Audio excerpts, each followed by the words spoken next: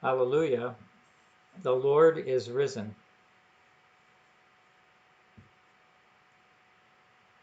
Thanks be to God for the celebration of Christ's life, death, and resurrection this past weekend.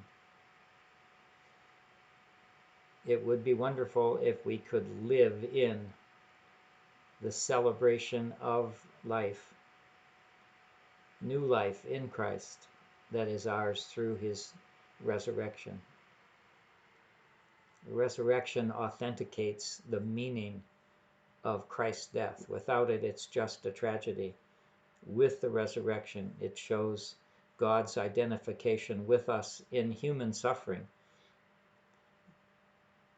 and opening up the possibility of hope for not only ourselves, but for the whole world. Thanks be to God. We're in a bit of a different place, aren't we, when we study Ecclesiastes?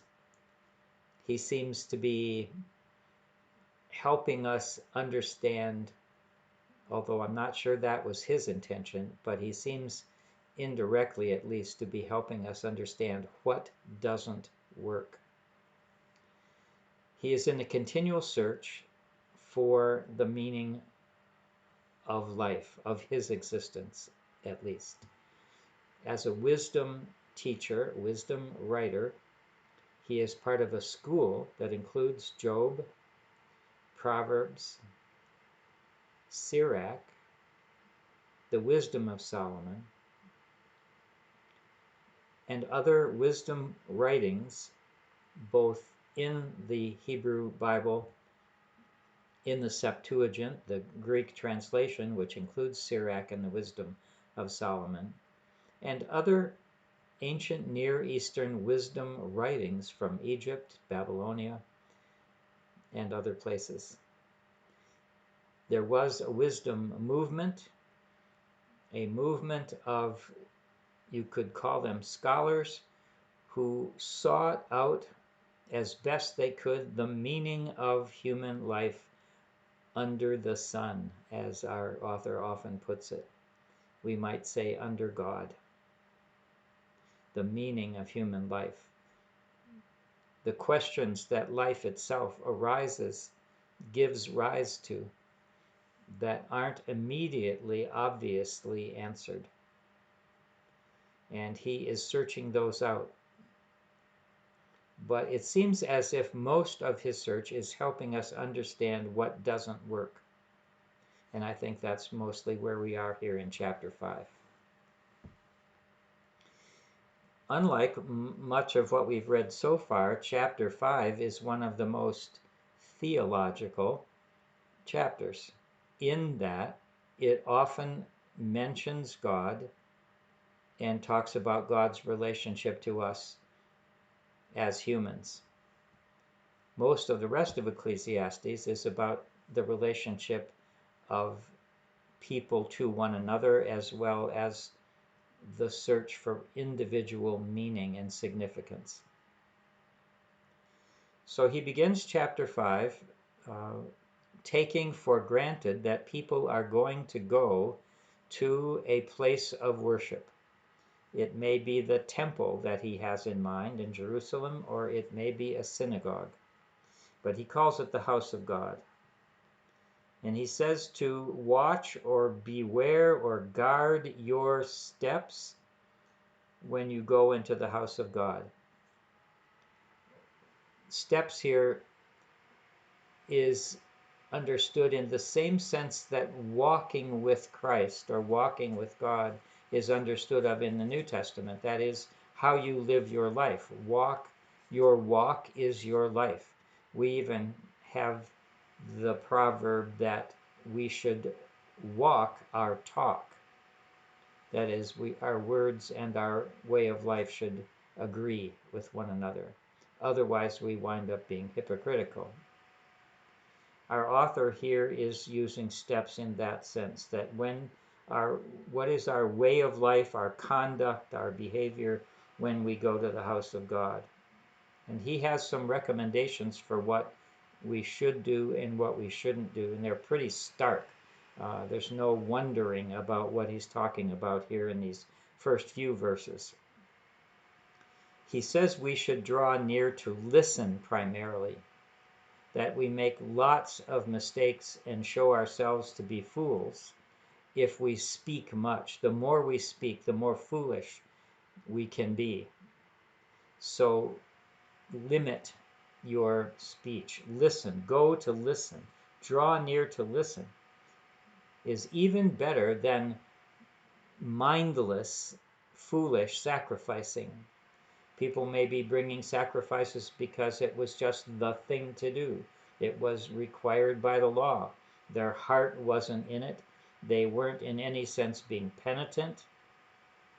They weren't trying to show God that they were sincere in their search for forgiveness for their sins.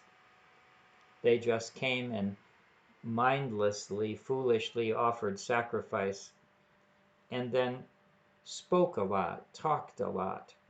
And our author is against both of those things. He's against foolish sacrificing. And he thinks it's much better to listen. These people who offer foolish sacrifices don't even know how to keep from doing evil, let alone offering a good sacrifice. So never be rash with your mouth.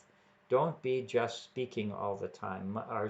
Our speech can lead us into sins. Don't let our heart be quick to utter a word, especially before God. This might also be a warning against too much praying, of just speaking out words without meaning, repeating things we have heard, saying the Lord's Prayer mindlessly, almost as a mantra, as something that we would say over and over again, but without our mind or our heart in it.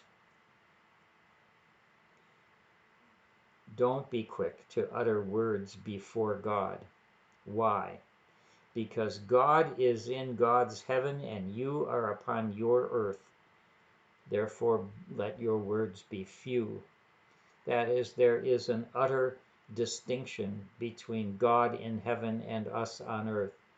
God in heaven sees everything. We are lost in the forest of the trees.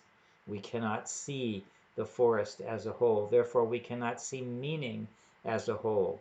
We cannot understand what God sees and understands. We're lost in the woods, and we cannot discern the meaning of life. Our author's in search for that meaning. And he says, God is in heaven, you are on the earth. You don't know. Let your words then be few. Respect the difference between God and yourself, that God already knows, even before we think we need to speak. Another way of saying this is that just like the person whose life is full of worry and care might have many dreams, not necessarily good dreams, so the fool, his voice is full of words. Lots of words increase the likelihood of foolishness. Let your words be few. What kind of words? Well, vows, for example, or oaths. When you make a vow to God, do not delay in fulfilling it. For God has no pleasure in fools. Fulfill what you vow. Better yet, don't vow at all. It's better not to make promises to God than that you should make a promise and then not do it. Now, I know that some people, and we may be among them, who have made promises to God if God would get us out of a jam that we're in, out of a evil or bad circumstance that we ourselves have caused, perhaps, or that perhaps we haven't caused, that was done to us by others or by illness or by danger of some kind, and we've said, oh God, if you just get me out of this, then I'll, and we've made a vow or a promise, and then we've somehow been relieved of that situation, and we forgot that we made the promise. Better not to make vows at all, our author says, or if you do make a vow, get on it, fulfill it, do it. Don't let it linger. Don't let your mouth lead you into sin. Don't say before God's messenger, oh, it was a mistake. I didn't mean to make that vow. I think that's the sense here of verse 6. The messenger is probably God's messenger from the temple who came to collect on the vow that was made to the temple, that we were going to tithe, or that the person who made the vow was going to offer something to God in the temple, and the messenger comes to collect it, and the person who made the vow foolishly and rashly no longer wants to sacrifice to fulfill that vow, no longer wants to give up what that person promised, and just says, oh, I'm sorry, it was a mistake. I didn't mean to vow that. That is, from the author of Ecclesiastes' point of view, a dangerous thing to do. Why should then God be angry? Why should we make God angry by not doing what we said we're going to do? Why should we risk God destroying the works of our hands? I think that's what the author is saying here. Whether that's how we understand God or not, that's how he understands God. He thinks it's dangerous to make a vow before God and blow it off. Better not to vow at all. As Jesus said in the New Testament, in the Sermon on the Mount, better not to make oaths. Don't swear by anything. Just let your yes be yes and your no be no. He moves on in verse 7 to talk about dreams again, just as he did in verse 3. Dreams bring vanities, fantasies, things that are of no value, just as a multitude of words does. Forget the multitude of words. Forget all the fantasies that arise in dreams. Fear God alone. Worship God. Have reverence for God. That's what rarely does this author prescribe things, but he's pretty prescriptive here. He says, fear God. God is in heaven and you are on earth.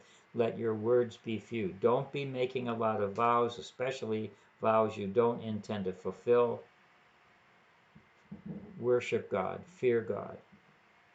That's his unusual, I think, direct statement, giving advice to the reader instead of just describing the difficulties and problems of the human situation.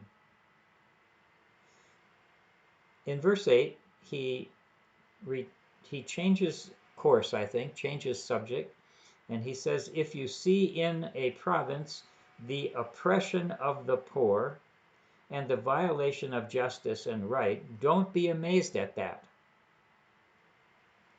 Don't be amazed and surprised and horror-stricken if you see oppression and injustice and wrong being done on the face of the earth. It shouldn't surprise us, he says. Why? Because no one takes responsibility to do anything about it. One official reports to an official over him, who reports to somebody else, who reports to the king, and no one sees it as their responsibility to do anything about the oppression. In other words, the chain of command or the bureaucracy doesn't solve the problem, it just passes the buck on up the chain of command. Now, if you have a good king, then that is an advantage for the land. He says in verse 9, but all things considered, this is an advantage for the land, a king for a plowed field. No one knows for sure exactly what the author of Ecclesiastes meant here. If you consult many commentaries, you're going to get many different points of view, and some of them just flat out say the meaning of this verse, especially the end of the verse, is uncertain. The first part of the verse tends to say that injustice is not going to be readily solved but in a bureaucratic government or state. What role the king has to play here could be negative or positive. The king just could be the last person in the chain of command who doesn't take responsibility to do anything about the oppression of the poor or the violation of justice or right. But it also could be that the king is the last hope, and if the king has a concern for agriculture, for the plowed field, then that is an advantage for the land. It's hard to know exactly the meaning of verse 9. Our author now moves on to the whole issue of wealth and money for almost the entire rest of this chapter.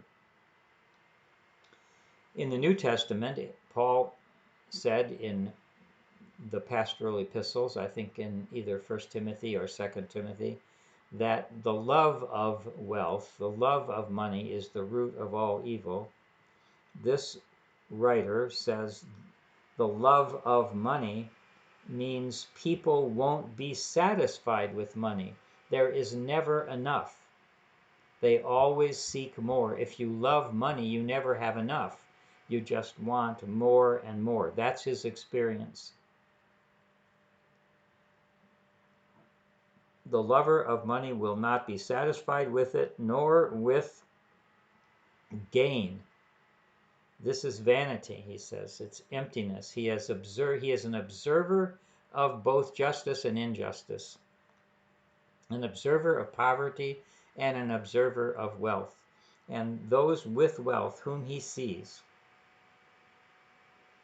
And as somebody who carried on his practice of being a wisdom teacher, likely in and around the royal household of the capital, which is where most of the wisdom teachers were.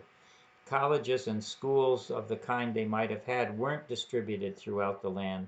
They tended to be consolidated in the capital. And so we think that the wisdom teachers were primarily in and around the king and the palace and governing authority. And so he has there a chance to observe both justice and injustice, and what is done with all the wealth that accumulates to the government and to the king through taxation. And he's seen that the more money you have, the more money you want, and that it never leads to satisfaction. This is vanity, he says.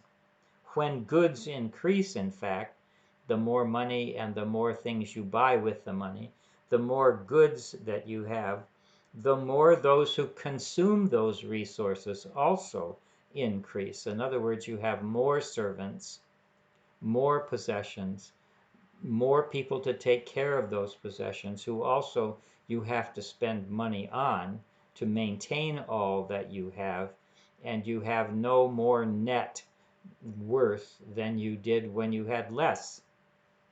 When goods increase, those who consume those goods increase. So what gain has the owner but just to see the wealth, as it were, on the books that he keeps? He can see the wealth he had, but it's not his. It goes out in the expenses for all those whom he now has who need to consume the resources that he has gained. This is vanity. When goods increase, those who eat them increase, and what gain has their owner but to just see them with his eyes, not to enjoy the things that he has accumulated, and which he's never satisfied with anyway. So, one of the observations that he has about this situation is that at least day laborers, whether they have enough to eat or not, at least they sleep well because they've worked hard and they're tired and they get to sleep. They don't bring their work home with them. They leave it at their place of labor, and when they come home, they are able to rest and to sleep. But not so the rich man, he says. Not so the owner. The surfeit of the rich will not let them sleep. They're always worried about taxes and payments due and whether I have enough to go for another month. And so they're continually preoccupied with wealth, he sees.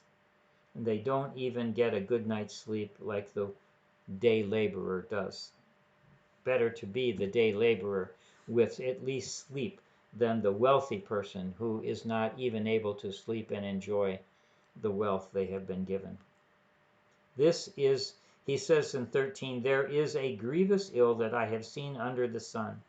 And he's going to tell us a little story here.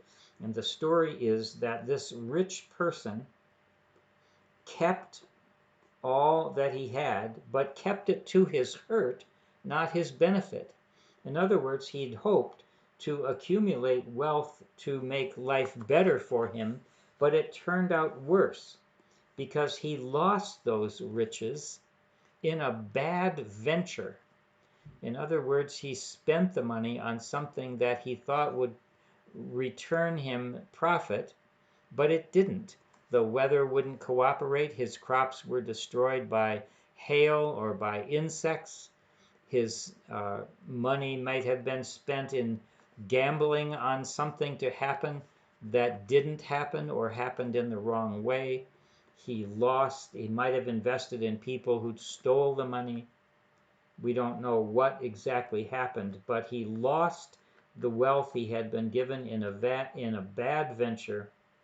And even though he had children, which is a good thing, these children have nothing because they have nothing in their hands from their father, from their parents.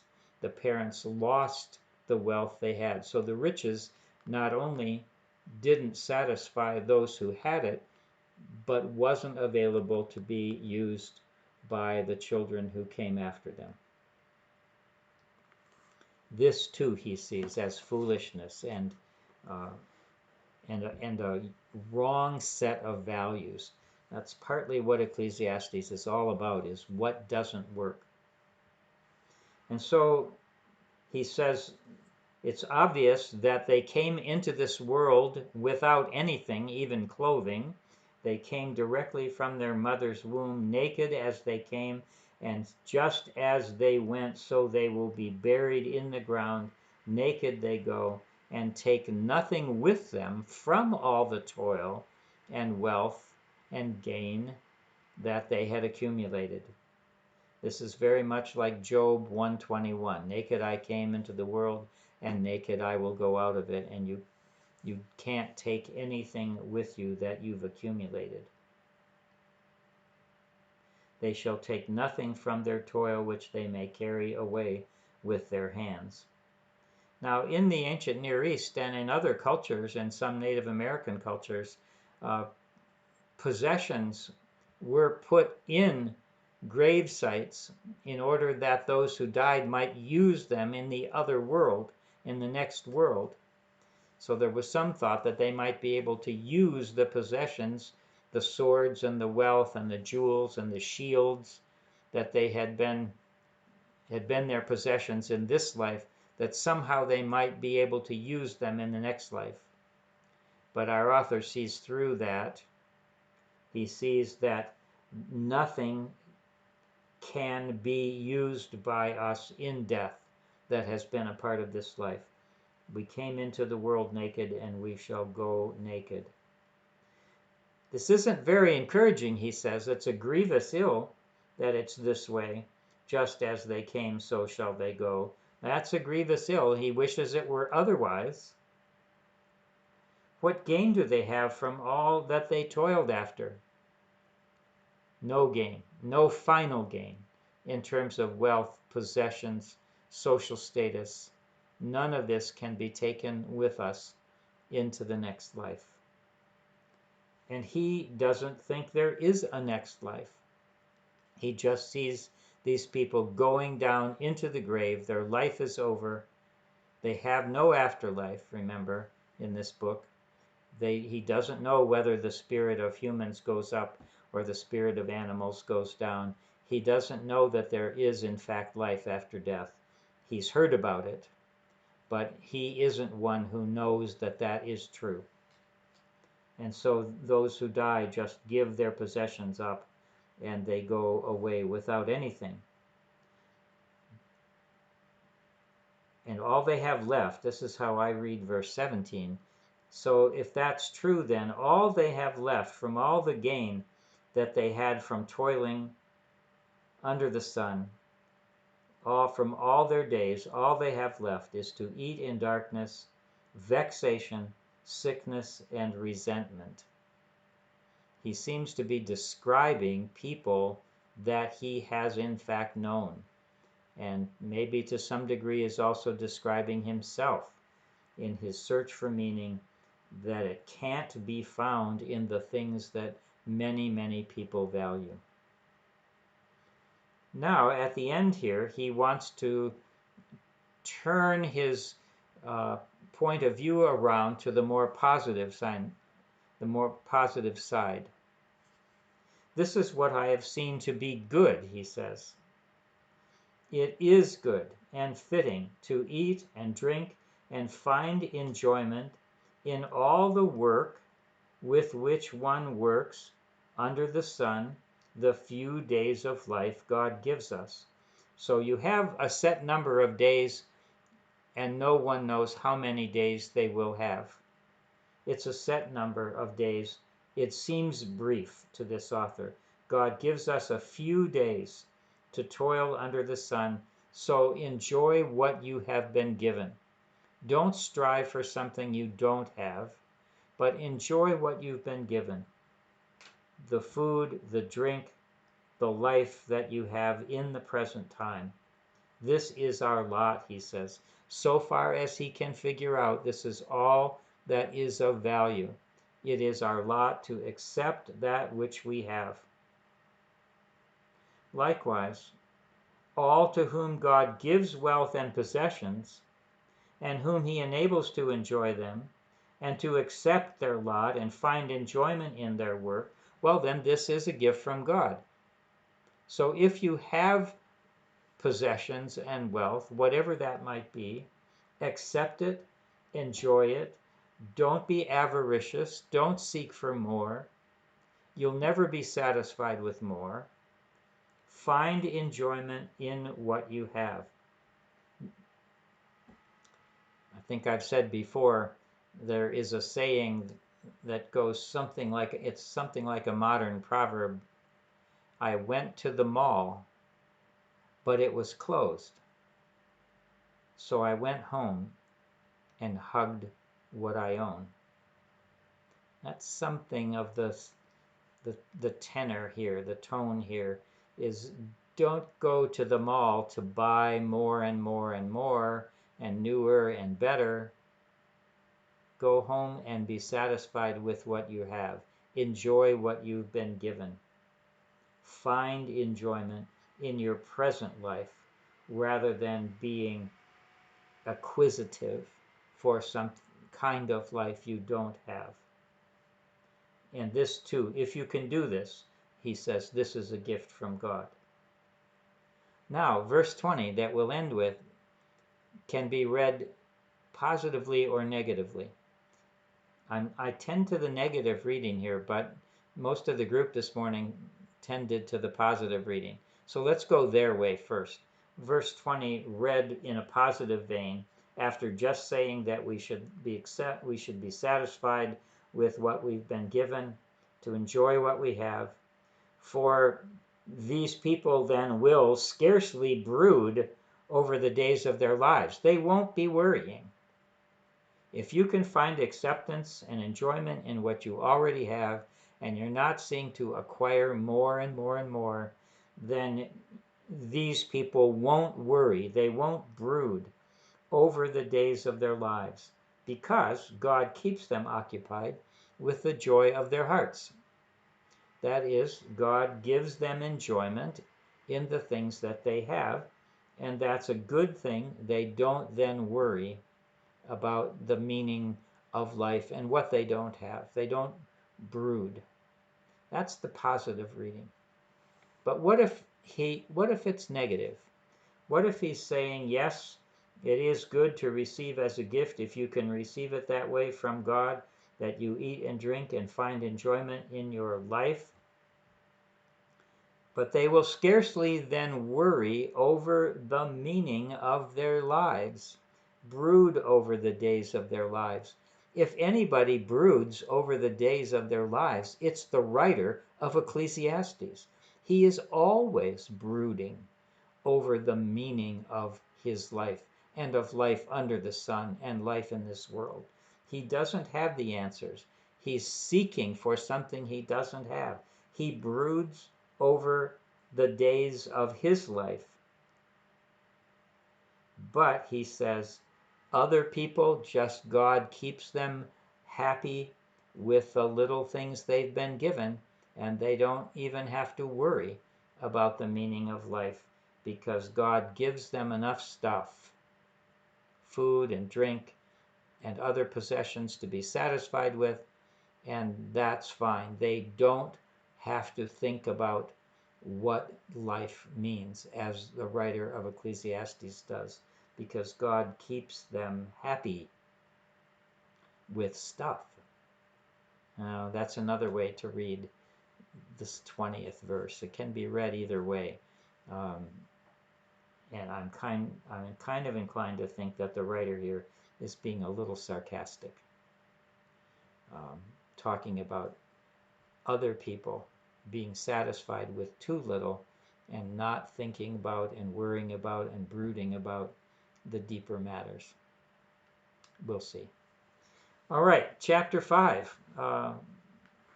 Again, the book of Ecclesiastes, about what doesn't seem to work and about search for meaning for what does work. We'll pursue this further in chapter 6. Thanks again for being part of the Monday study group.